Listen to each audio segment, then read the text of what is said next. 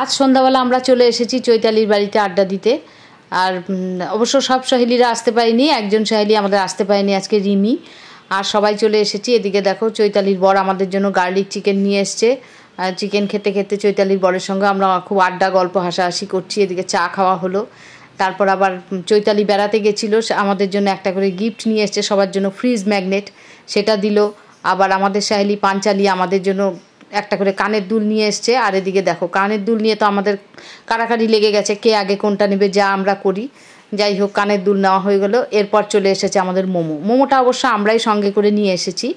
আমাদের সাহেলি রিমির বর ভম্বলদার একটা ক্লাউড কিচেন আছে, আমরা আজ সেখান থেকেই মোমোগুলো অর্ডার করে এনেছি। দুরকম মোমো এনেছিলাম আমরা, দুরকম মোমোই কিন্তু ভীষণ ভালো হয়েছে খেতে। আর যাই হোক, অনেকক্ষণ আড্ডা দিলাম, আড্ডা দিয়ে এবার চৈতালিকে টাটা করে আমরা যার যার বাড়ির উদ্দেশ্যে রওনা হলাম। আর অনেক দিন পর কিন্তু আমরা সাহেলিরা একটা নির্ভেজাল সান্ধ্য আড্ডা দিলাম।